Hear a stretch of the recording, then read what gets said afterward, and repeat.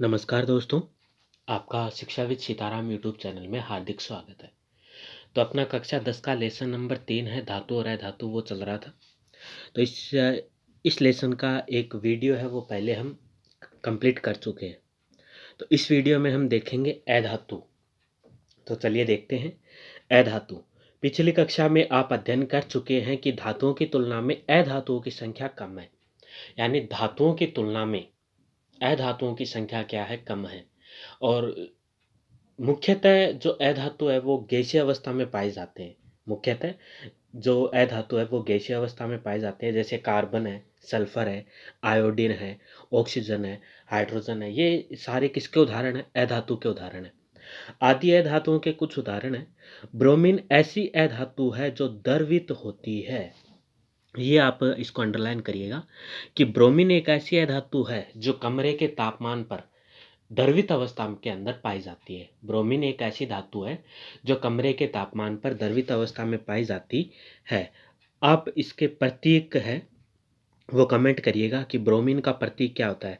जैसे कार्बन का सी, सल्फर का है वो एस होता है, आयोडीन का आई होता है, ऑक्सीजन का O2 होता है, हाइड्रोजन का H2 होता है। उसी प्रकार ब्रोमीन का प्रतीक क्या होता है, आप कमेंट बॉक्स में कमेंट जरूर करिएगा। तो ब्रोमीन एक ऐसी अधातु है जो कमरे के तापमान पे किस अवस्था में पाई जाती है? द्रवित अवस्था में पाई जाती है। इसके अलावा सारी अधातुएं या तो ठोस या फिर गैसीय होती है। क्या धातुओं के समान अधातुओं के भी कुछ गुणधर्म होते हैं? आइए पता करते हैं।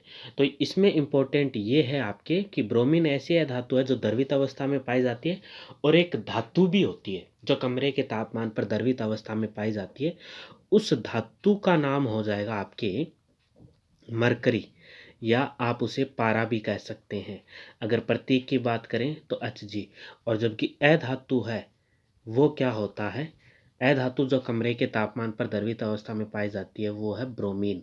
वो है कौन सी? ब्रोमीन। जबकि धातु कौन सी होती है? मरकरी या पारा। नेक्स्ट है वो क्रियाकलाप 3.7। कार्बन, कोल या ग्रेफाइट, सल्फर, आयोडीन के नमूने एकत्रित कीजिए। इन धातुओं से 3.1 से 3.4 और 3.6 तक के क्रियाकलापों को दोहराइए तथा अपने प्रेक्षणों को लिखिए। जैसे ये एक टेबल बना दी गई है और अपने पास जो भी धातु है उससे संबंधित है वो प्रेक्षण सारणी के अंदर लिखने हैं।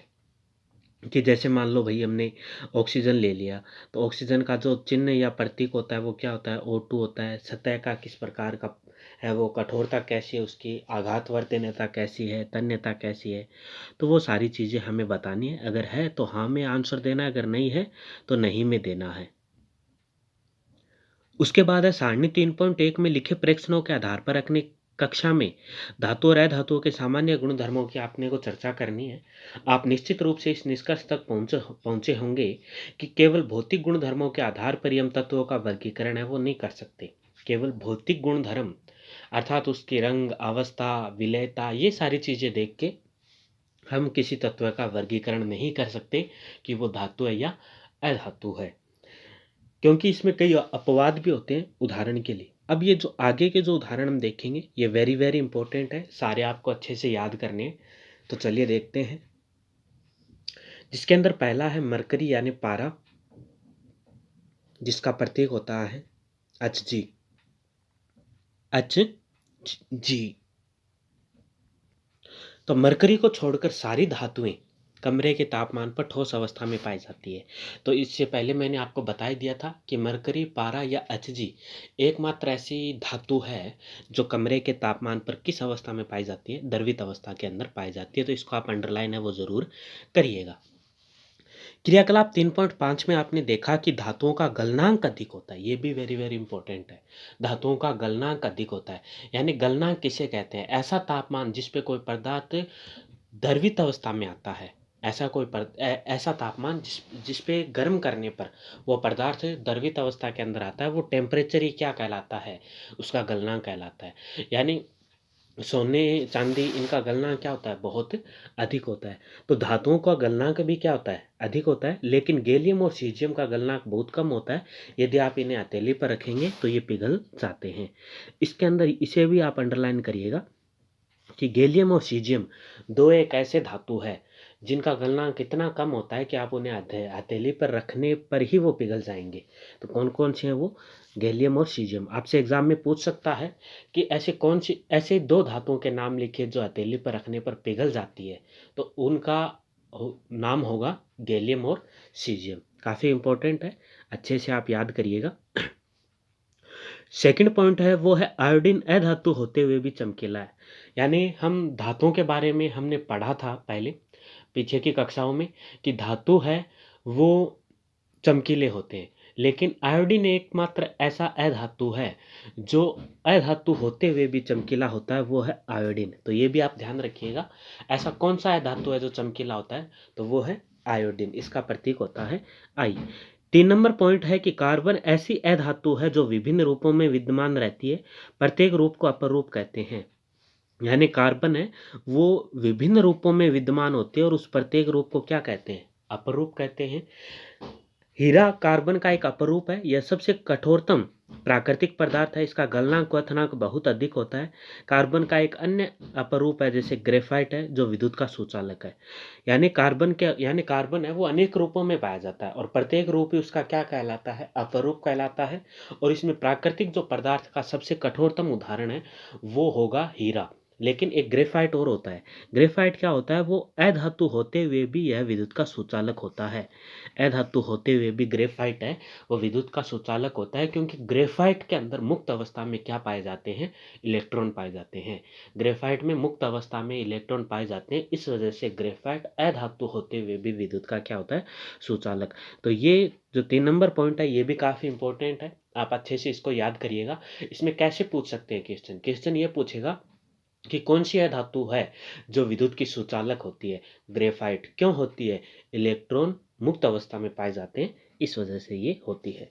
उसके बाद नेक्स्ट है कि क्षारीय धातु जैसे लिथियम है, लिथियम Li, सोडियम Na और पोटेशियम K, ये इतनी मुलायम होती है कि इन्हें आप आसानी से चाकू से काट सकते हैं और इनका घनत्व और गलनांक भी क्या होता है? कम होता है। तो आपसे एग्जाम में पूछ सकता है कि किन्हीं 3 धातुओं के नाम लिखिए जिन्हें आसानी से चाकू से काटा जा सकता है। तो लिथियम, सोडियम और पोटेशियम 3 ऐसी धातुएं हैं जिन्हें आप आसानी से चाकू से काट सकते हैं। क्यों? क्योंकि इनका गलनांक और जो घनत्व है वो कम होते हैं। तत्वों को उनको रासायनिक गुणधर्मों के आधार पर अधिक स्पष्टता से धातुएं व धातु में वर्गीकृत किया जाता है। ये तो अभी हमने पढ़ा था भौतिक गुणधर्म के आधार पे। अब इन्हें रासायनिक गुणधर्म के आधार पे आगे हम पढ़ेंगे और रासायनिक गुणधर्म के आधार पे इन्हें आसानी से है वो धातु और अधातु में वर्गीकृत किया जा सकता है। तो क्रियाकलाप 3.8 है। मैग्नीशियम की एक पट्टी, थोड़ा सा सल्फर चूर्ण लीजिए, मैग्नीशियम की पट्टी का दहन कीजिए, इसकी राख को इकट्ठा करके पानी में घोल लिया, लाल और नीले लिटमस पेपर से प्राप्त विलयन की जांच कर ली कि विलयन की प्रकृति कैसी है। मैग्नीशियम के दहन से जो उत्पाद मिला वह अम्लीय या क्षारकीय। अब सल्फर के चूर्ण का दहन करिए और दहन से उत्पन्न धुएं को एकत्रित करने के लिए इसके ऊपर एक परखनली रख दीजिए। यानी इसके अंदर जो मैग्नीशियम है उसका क्या करना है? दहन करना और मैग्नीशियम ऑक्साइड बनाना है और इसकी प्रकृति का हमें पता लगाना है। इसकी प्रकृति का हमें पता लगाना है। यानी इससे पहले वाले लेसन में हमने पढ़ा था कि इसकी प्रकृति कैसी होगी? क्षारीय होगी, क्योंकि धातु ऑक्सीजन के साथ अभिक्रिया कर धातु ऑक्साइड बनाता है और इसकी प्रकृति क्षारीय होती है, जबकि अधातु ऑक्साइड होता है उसकी प्रकृति अम्लीय होती है। और दूसरा है सल्फर। सल्फर लिया है, सल्फर का दहन करवाया और धुएं को एकत्रित किया और उसका यदि हम परख नली में रखकर उसका परीक्षण करेंगे तो उससे जो बनेगा सल्फर डाइऑक्साइड जो बनेगा और इसकी जो प्रकृति होगी वो कैसी होगी? अम्लीय प्रकृति का ये होगा। तो मुझे उम्मीद है आपको अच्छे से समझ में आया होगा। नेक्स्ट है वो है इस परख नली में जल डालकर इसे अच्छी तरह से मिला दीजिए। नीले और लिटमस पेपर से नीले तथा लाल लिटमस पेपर से इस विलयन की जांच कीजिए। सल्फर के दहन से उत्पन्न पदार्थ अम्लीय या क्षारकीय है? क्या आप इन अभिकर्मों को समीकरण के रूप में लिख सकते हैं?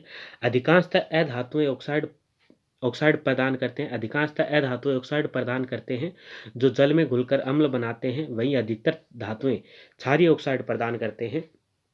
अगले भाग में आपको धातुओं के ऑक्साइड के बारे में अधिक जानकारी प्राप्त होगी। यानी ये हमने पहले ही पढ़ लिया था, पहले वाले लेसन में इससे जो पहले 2 लेसन हमने कंप्लीट किए हैं, उनमें हमने पढ़ा था कि यदि जैसे इनके समीकरण रूप में लिखने के प्रयास करें, तो मैग्नीशियम का जैसे जस्ट अभी हमने लिखा था कि ये बनाता है, और इस सल्फर का हो जाएगा कि S+O2 ये क्रिया करेगा और ये SO2 बनाएगा, सल्फर डाइऑक्साइड। तो ये मैग्नीशियम ऑक्साइड है, ये सल्फर डाइऑक्साइड है, सल्फर डाइऑक्साइड। यदि इनका हम लिटमस मैग्नीशियम ऑक्साइड और सल्फर डाइऑक्साइड का लिटमस परीक्षण करते हैं, तो ये तो मैग्नीशियम तो क्या है, धातु है। धातु किस प्रकार के ऑक्साइड प्रदान करते हैं, ये क्षारीय प्रकृति के होते हैं, जबकि अधातु किस प्रकार के होंगे, अम्लीय प्रकृति के होंगे। तो मुझे उम्मीद है आपको है वो या कुछ याद है, जो हमने पीछे पढ़ा है वो याद आ रहा होगा और अच्छे से ये समझ में आया होगा। इसके आगे का जो भाग है वो है धातुओं के रासायनिक गुणधर्म, जो हम स्टार्ट करेंगे इससे नेक्स्ट वाले वीडियो में। और आज जो हमने पढ़ा है, मुझे पूरी उम्मीद है आपको अच्छे से समझ में आया होगा। मैं एक बार स्पीडली वापस आपको रिवाइज करवा देता हूँ कि हमने हमने अधातु जो कमरे के तापमान पे द्रवित अवस्था में पाई जाती है उसके बारे में पढ़ा है, ब्रोमीन, और इसका प्रतीक क्या होता है वो आप कमेंट ज़रूर करिएगा। सेकंड होता है धातु जो कमरे के तापमान पर द्रवित अवस्था में है, वो है मरकरी, पारा, या जिसे HG हम कहते हैं। फिर हथेली पे रखने पे जो पिघल जाए धातु, वो कौन सी है, वो एक तो है गैलियम और दूसरा है सीजियम। गैलियम और सीजियम दो ऐसी धातु हैं जिन्हें हथेली पर रखने पर पिघल जाती है। फिर आयोडीन एकमात्र ऐसी अधातु है जो अधातु होते हुए भी चमकीली होती है। फिर ग्रेफाइट एक ऐसी अधातु है जो विद्युत की सुचालक होती है। उसके बाद हमने पढ़ा कि उसके बाद है गैलियम सीजियम की बात हमने कर ली, इसकी बात कर ली, और फिर एक लिथियम, सोडियम और पोटेशियम, ये 3 ऐसी धातुएं हैं जिन्हें आप आसानी से चाकू से काट सकते हैं। तो इस वीडियो में इतना ही। इससे आगे का पार्ट है वो हम करेंगे नेक्स्ट वीडियो में। यदि आपको वीडियो पसंद आया है तो वीडियो को लाइक करिएगा, शेयर करिएगा, चैनल को सब्सक्राइब नहीं किया है तो सब्सक्राइब करिएगा। तो मिलते हैं नेक्स्ट वीडियो में। जय हिंद, जय भारत।